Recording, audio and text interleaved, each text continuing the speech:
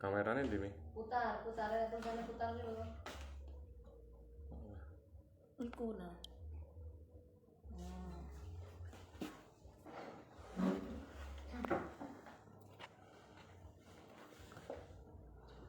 Alhamdulillahirrahmanirrahim. Segala puji bagi Allah, Tuhan sekalian alam. Terjemahkan.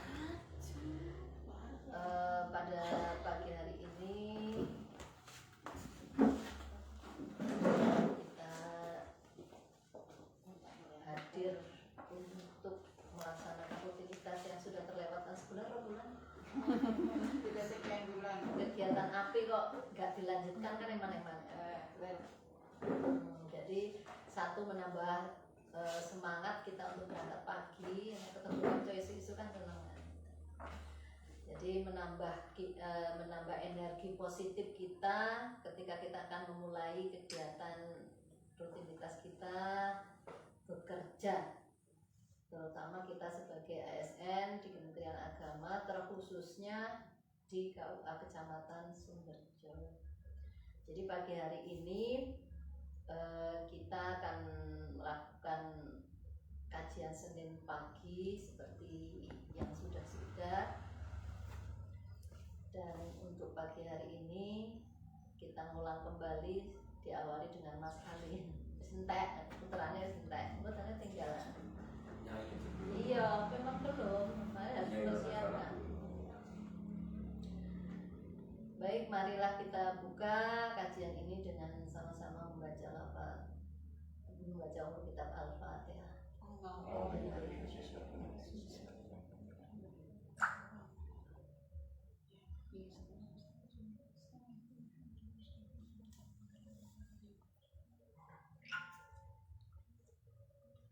Selanjutnya diserahkan sepenuhnya kepada Mas Ali. Bopo ya Mas Yanti.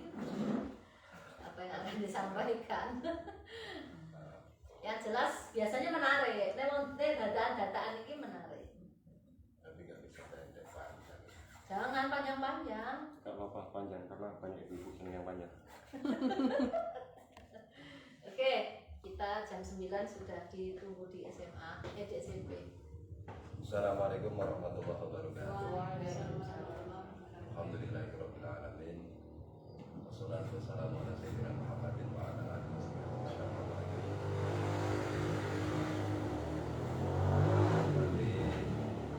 Bacaan kalian suku kita. Yang saya hormati teman-teman sekalian dulu. Teman-teman kantor KUA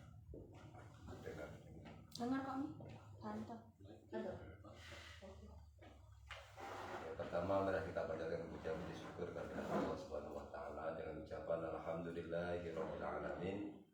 Shalawat salam pada senantiasa kita sanjungkan ke pangkuan baginda Rasulullah Muhammad sallallahu alaihi wasallam dengan ucapan Allahumma shalli ala sayyidina Muhammad wa ala ali sayyidina Muhammad. Langsung saja, ini tidak banyak waktu kita, cuma mungkin setengah jam lebih. Jadi artinya kita ini sebenarnya ahli surga. Karena asal usul manusia itu berasal dari surga. Benar Bu ya? Yaitu ibu Hawa dan bapak Adam. Jadi sebenarnya manusia datang ke dunia ini oleh penduduk dunia dianggap sebagai makhluk asing sebenarnya, atau bahasa sekarang alien sebenarnya, yang dia datang dan nanti juga akan kembali. Nanti dia akan selamanya di sini. Dan ini sebelum masa-masa manusia diciptakan, ini Allah Subhanahu wa taala sudah berfirman terlebih dahulu. Ini diarahkan kepada semua makhluk yang ada saat itu, khususnya para malaikat.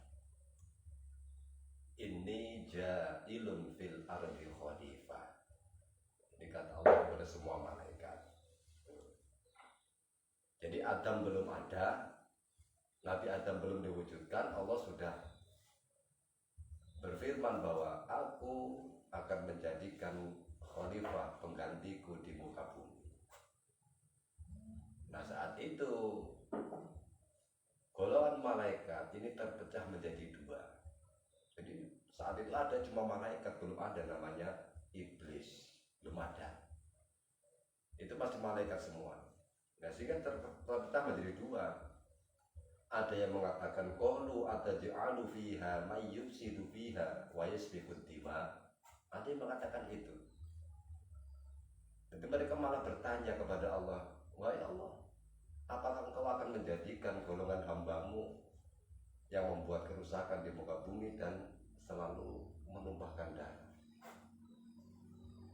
Sedangkan yang satu cuma diam, cuma mengatakan tasbih subhan. Bagaimana tasbih subhanaka? Subhanaka Allahumma wa bihamdika. Tasbih mengatakan bahwa yang mengetahui segalanya itu cuma Allah. Nah, itulah simpelnya seperti itu. Jadi di zaman ketika masih ada malaikat itu sudah terbelah menjadi dua. Dan sebelum Nabi Adam diciptakan, ini sudah ada makhluk di muka bumi ini, sudah ada makhluk. Tapi secara unsur kejadiannya ini belum sempurna. Ada yang cuma terbuat dari satu unsur api, unsur angin, dan unsur air. Jadi ketiga makhluk ini tidak ada yang sempurna, sehingga dalam kehidupannya juga tidak sempurna. Bahkan dalam kisah yang diceritakan di kitab-kitab itu, ketika mereka diberi waktu untuk hidup, itu banyak yang membuat kerusakan. Nah, singkat cerita, Allah menurunkan malaikat untuk katakanlah menumpas bahasanya, menumpas untuk digantikan makhluk yang baru. Nah, malaikat yang datang ini ke muka bumi untuk membersihkan makhluk-makhluk tadi yang tidak ada, yang bermanfaat, artinya ini dipimpin oleh namanya malaikat Azazil. Ini pemimpin malaikat ini, sehingga setelah itu dibersihkan, dia sudah berkeliling di semua penjuru dunia. Nah, sehingga ketika Allah mengatakan inni ja'ilun fil ardi khalifah, yang mengatakan qalu ataj'alu fiha, golongan ini, golongan Azazil dan pasukannya. Karena apa? Karena mereka merasa lebih dahulu, mereka lebih tua, mereka lebih pandai, mereka lebih semuanya, merasa seperti itu. Kalau bahasa Jawa, lo aku itu lo selaku ibadah itu lebih, kalau dihitung-hitung udah ribuan tahun. Jasaku ini sudah tidak terhitung, bahasa tidak terhitung. Nah, ini ada anak baru bahasanya, Nabi Adam anak baru, beliau baru diciptakan, sedangkan umur malaikat termasuk Azazil itu sudah ribuan tahun. Kok mau dijadikan khalifah? Bisa apa dia?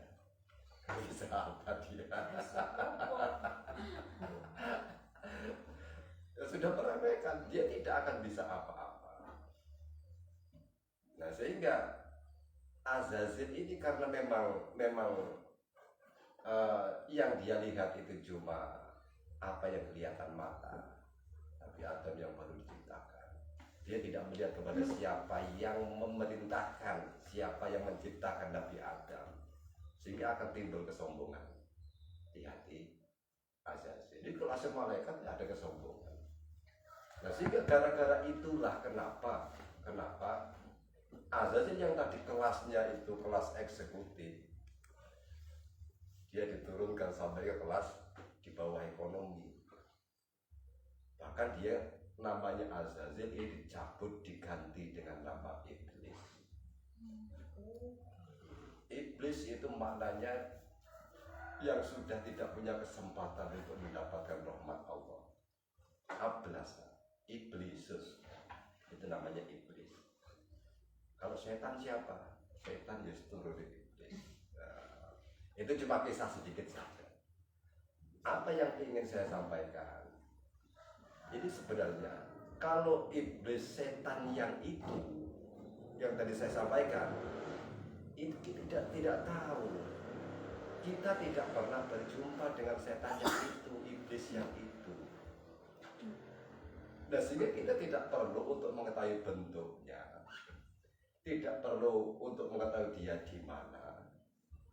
Tapi cukup apa yang dikatakan oleh Quran, inna syaitona lakum aduwwum mubin, cukup itu. Kalau setan itu adalah musuh yang nyata bagi diri, maka jauhilah, cukup seperti itu. Jangan kita terlalu banyak bertanya ketika ada orang mengatakan apa, awas pergi, menghindar. Itu ada ular yang berbisa yang panjang sekali. Kita sibuk bertanya, itu ular apa? Beratnya berapa kilo? Panjangnya berapa? Ya kita sibuk bertanya, kita akan terkena dampak dari ular itu nanti atau harimau itu. Tidak usah sibuk mengetahui apa bentuknya. Kalau ada bahaya kita segera untuk menghindar. Nah, sehingga yang perlu ditekankan itu sebenarnya kita ini sebenarnya tidak berperang dengan makhluk yang lain, tidak sebenarnya. Bahkan Kanjeng Nabi mengatakan umatku yang kuat itu bukan umatku yang selalu menang dalam, kalau dulu itu ada pertempuran ya, adu satu lawan satu, gulat lah, tandingan. Bukan orang yang itu, tapi adalah umatku yang mampu mengalahkan dirinya sendiri. Jadi egonya itu sudah dia tekan sedemikian rupa sehingga dia sudah tidak dikuasai oleh nafsunya sendiri. Masalahnya apa? Sebaik-baiknya nafsu itu tetap akan mengajak kita itu untuk menuju perkara yang tidak baik. Nabi Yusuf mengatakan dalam Al-Quran firman Allah, wa inna nafsa la ammaratum bisu.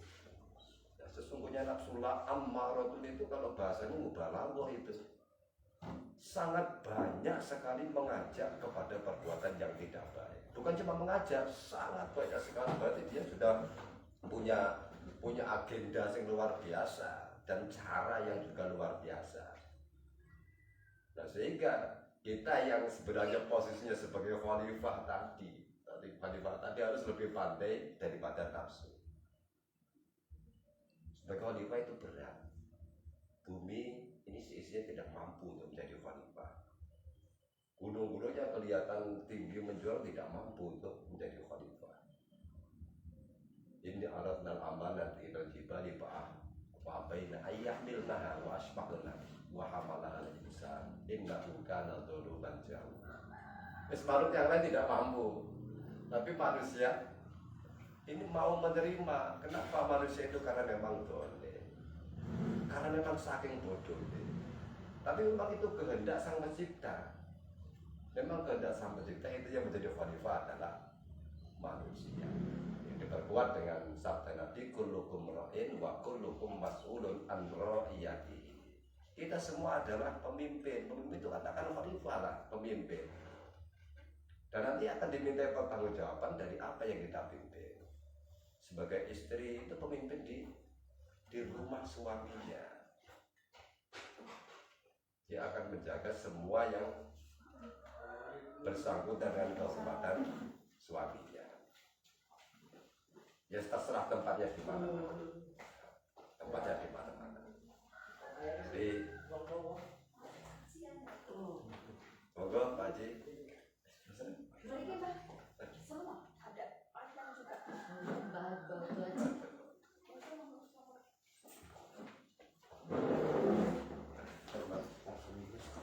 Masuk aja nggak apa-apa.